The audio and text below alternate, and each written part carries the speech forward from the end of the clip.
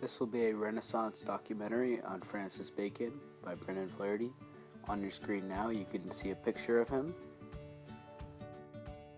Francis Bacon was born on January 22nd, 1561, and died on April 9th, 1625.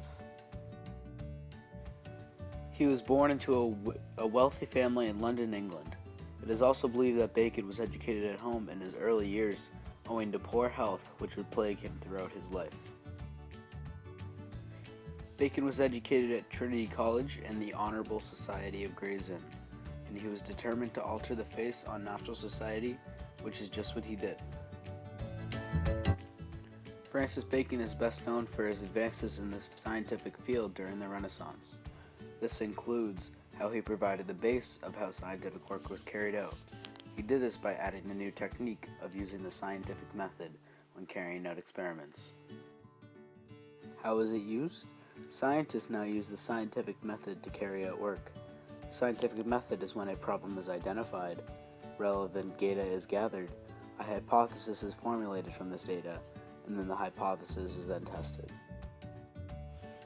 Did this influence other people at the time? It changed the way scientific tests were carried out. This method was more accurate and eventually led to scientific breakthroughs such as disease cures, etc.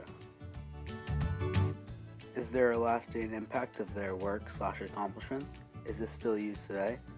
There was a lasting impact because his work provided the base for the way scientific work was carried out. Scientists still use this method in labs every day.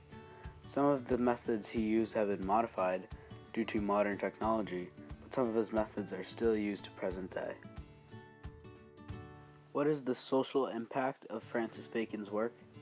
Bacon's advances in the field of science led to discoveries such as disease cures, something we take for granted today. This altered society and impacted the amount of people getting killed by disease at the time. Francis Bacon also has a minor political impact. He was the Attorney General and Lord Chancellor of England for a short period of time, resigning because of charges of corruption. If Bacon did not resign, he may not have gotten enough time to work on his scientific impacts that still we see today. What would be the economic impact of Bacon's work?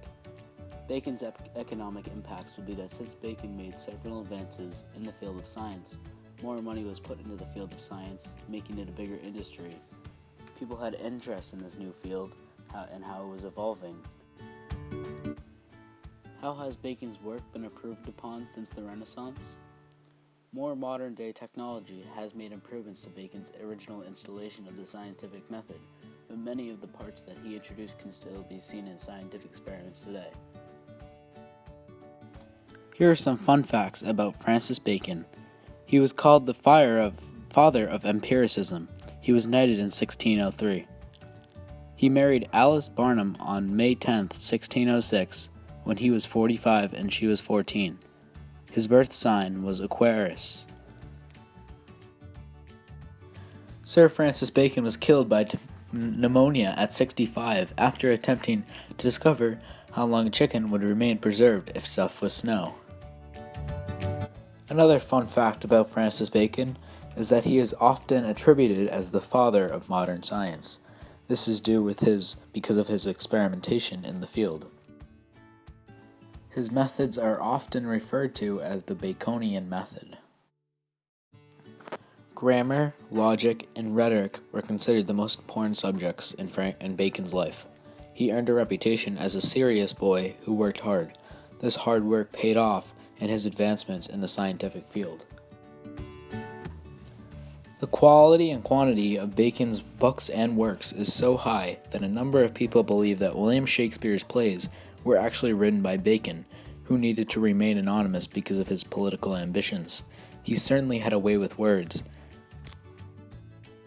His political downfall, which came in 1621, when he was 60, was perhaps unavoidable.